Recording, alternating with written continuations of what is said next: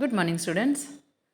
I hope all of you are keeping fine and doing your online studies regularly. I also hope you all are completing your notebooks. Today we shall learn chapter 5 from your beehive, The Snake and the Mirror by Vaikom Muhammad Bashir. Vaikom Muhammad Bashir was a Malayalam writer. He was a fiction writer. Fiction writer means imaginative writings from the state of Kerala, India. He was a humanist, freedom fighter, novelist, and short story writer. He is known for his down to earth style of writing. Down to earth style means simplicity, simple writing, simple style of writing, and that made him equally popular among literary critics as well as the common man. He is regarded as one of the most successful and outstanding writers of India. Translation of his works into other languages has won him worldwide acclaim. He was awarded the Padma Shri in 1982. The story, The Snake and the Mirror, reflects on the pride, foolishness, and stupidity found in human beings.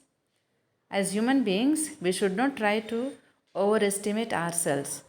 Now, what is overestimate? Consider ourselves great. Rather, we should try to establish a proper balance with the reality of life. We should always live in reality. Obviously, we have capability to change our fate, but it depends on our hard work, dedication, and truthfulness. The story is narrated by a practicing homeopath doctor. The doctor was unmarried but was an admirer of beauty. He was not a rich person and was living a poor life. It's a humorous story. Humorous stories means not a serious, it is just for enjoyment. That is called humorous story. Now open your book to page number 56. You just follow the page number 56, The Snake and the Mirror. Before you read, you see there 2 points are there. Do you like to look at yourself in the mirror? Obviously, all of you will agree with me. It's yes. What do you think about at such times? Two things will come to your mind, I am sure. Either you appreciate yourself or you compare with others. Oh, I should have been like the other person. Third question, have you ever seen a dog, a cat, or a bird look into a mirror?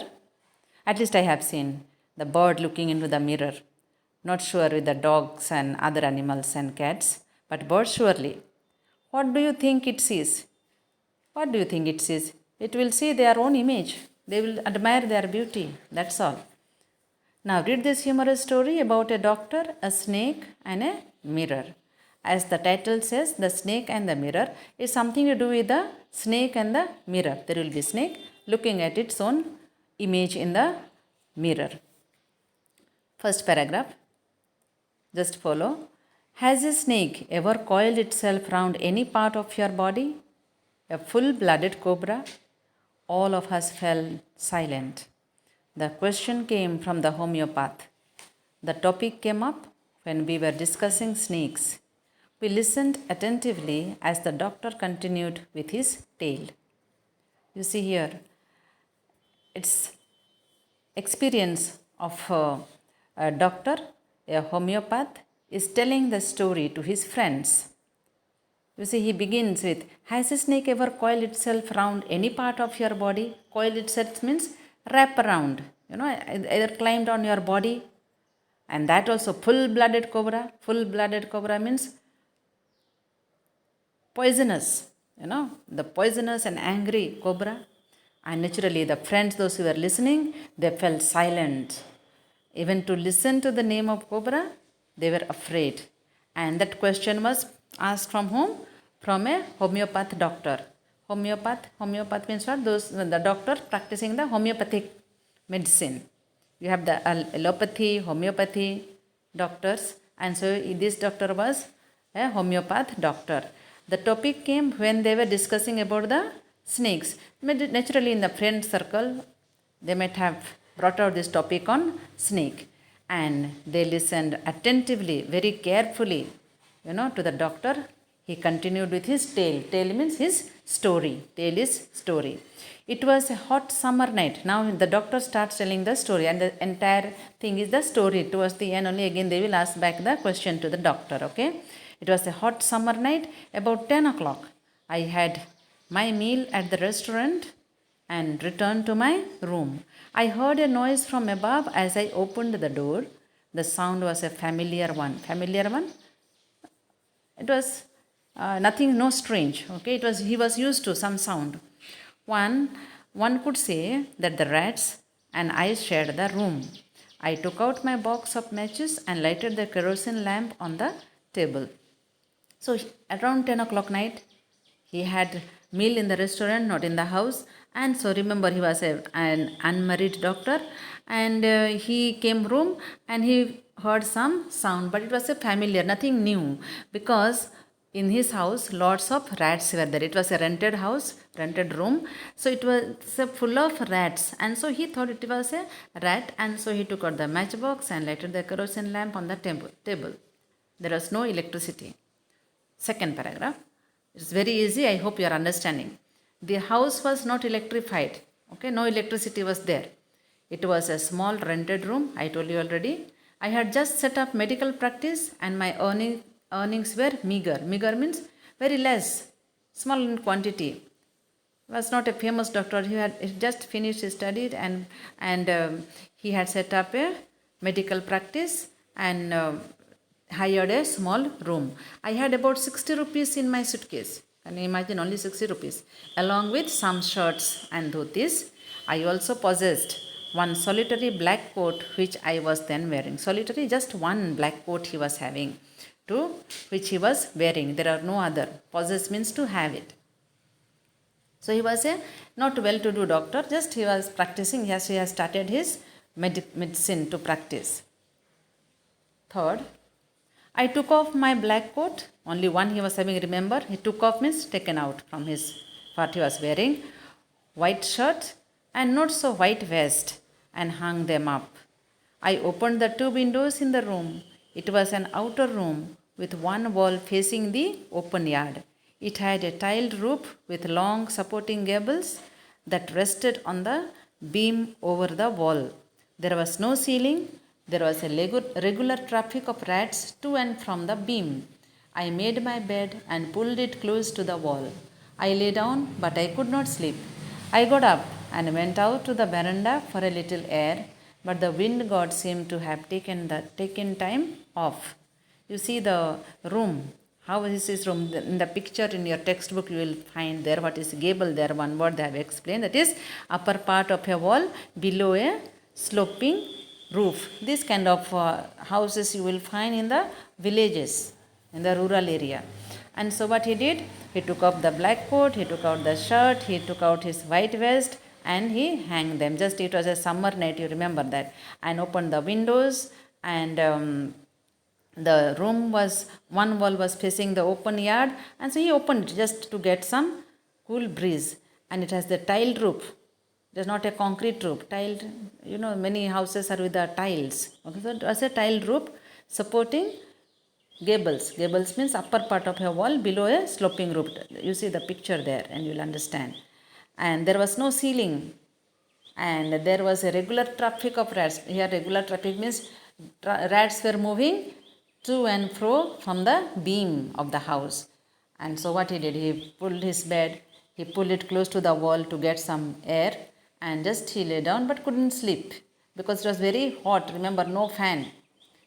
And he got up and went out to the veranda for a little air, but then he felt that as if wind god had taken time off. That means there was no wind, there was no air. Okay. And so what he will do? He has to come back to the room. And you see there, paragraph number 4. I went back into the room and sat down on the chair. I opened the box beneath the table and took out a book, the Materia Medica. I opened it at the table on which stood the lamp and a large mirror.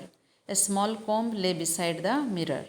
One feels tempted to look into a mirror when it is near one, I took a look. In those days, I was a great admirer of beauty and I believed in making myself look handsome. I was unmarried and I was a doctor.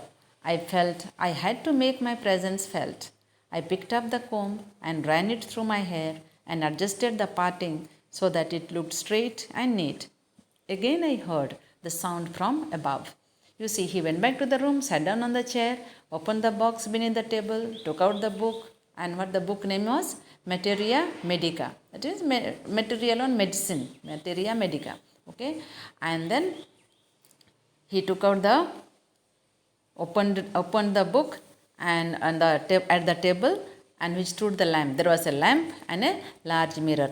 You see the next page you will see his room. No, there will be table and mirror and the small comb to comb his hair. And he is telling one feels tempted means you are prone to because it is close by. You see when it is very near you are tempted to look into the mirror now and then. And therefore, my students, when you start reading studies, especially, you should not have the mirror and mobile close by. Okay, because you are tempted to look now and then at the mirror how you look like.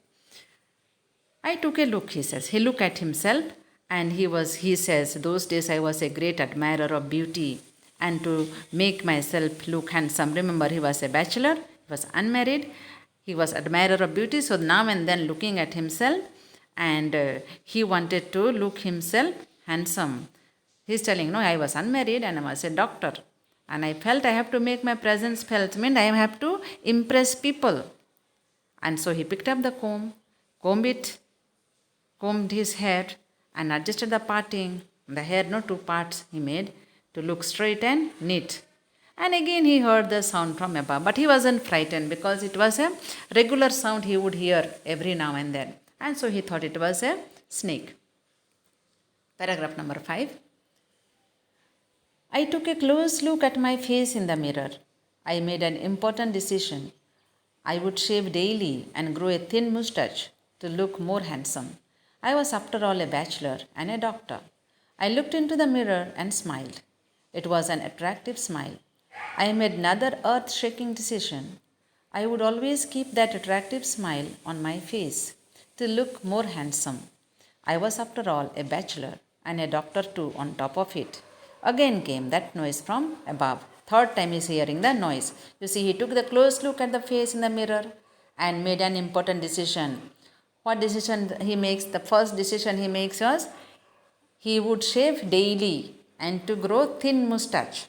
Boys, okay, remember he was an unmarried, he was a young, handsome boy. And so he wanted to grow thin moustache to look more handsome. And he is going on repeating, telling himself, after all, I was a bachelor. Bachelor means unmarried and a doctor. For men, unmarried are known as bachelor. For ladies, what you call for the girls, unmarried girls, they are spinster. Okay, spinster. I looked into the mirror and smiled. Naturally, looking at the mirror, alone he was and smiled. And it was an attractive smile. He liked that smile. And so he made another decision, earth-shaking decision he is telling. Very serious or very firm decision. What decision he took? I would always keep that attractive smile on my face. Always he should look attractive to look more handsome. After all, he says, the reason he is giving is what? Why he should have always attractive smile on his face? In order to look more handsome, no doubt. But the reason was that he was a bachelor and a doctor. And he is talking to himself and meantime he hears again that same noise from above. Paragraph number 6.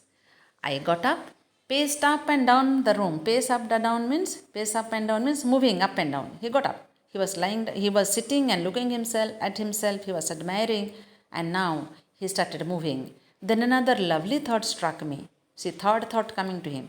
I would get married to a woman doctor who had plenty of money and a good medical practice. She had to be fat for a valid reason. If I made some silly mistake and needed to run away, she should not be able to run after me and catch me. You see, I told you it is a humoristic story. You see, another lovely thought, some new thought struck him. What is it? I want to get married, you see. I would marry, and whom he would marry? to a woman doctor who had plenty of money and a good medical practice. He himself was just starting to practice this medicine. Now he wants a woman, a lady, a girl who had plenty of money and good at medical practice. And she had to be fat. Imagine, usually the boys, they look for thin girls to marry. Now this doctor wants to marry a fat girl. Can you imagine? But then he had a valid reason.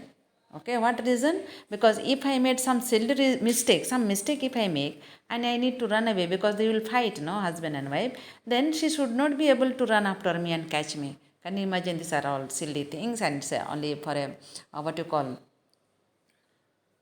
I told you, no, it is a only for the enjoyment. It's a humoristic story. With such thoughts in my mind, I resumed my seat. Again he sat down, okay, in the chair in front of the table. There were no more sounds from above. Already 3 times he has heard the sound. But now suddenly there came a dull thud as if a rubber tube had fallen to the ground. What is this? What sounds he hears now? No more sound on the top, but then now came the dull thud. Thud is like something as if a heavy thing, rubber tube had fallen to the ground. Something falls on the ground, no, that sound is thud. Okay.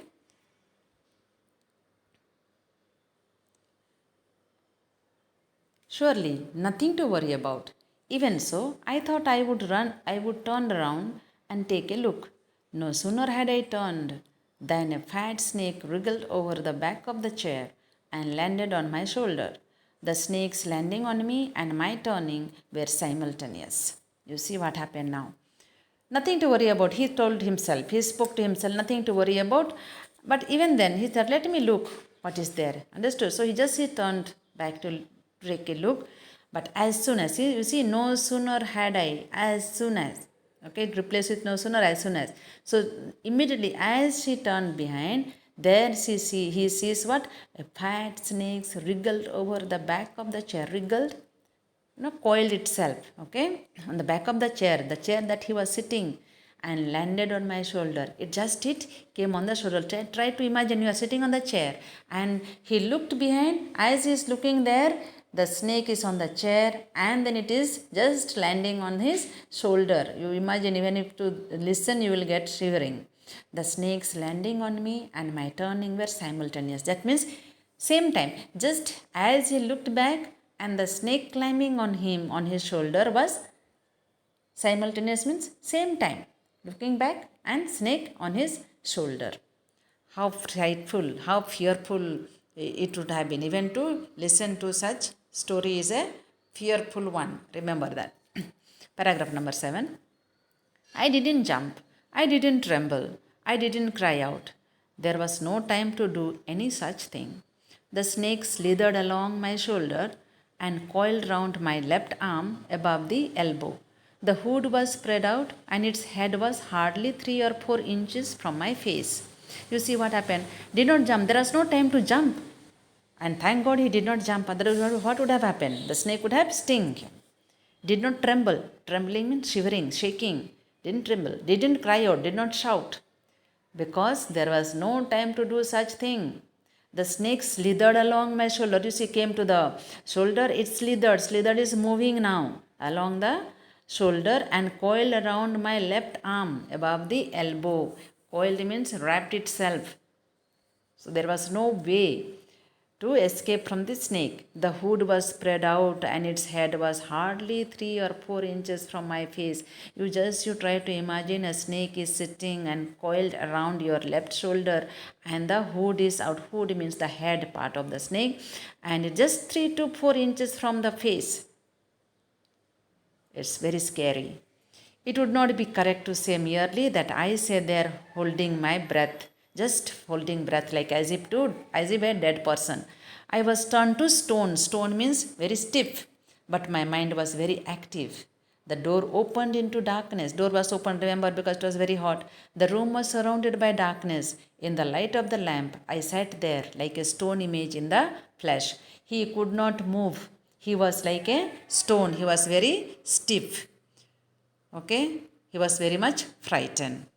We will continue tomorrow. Thank you, students.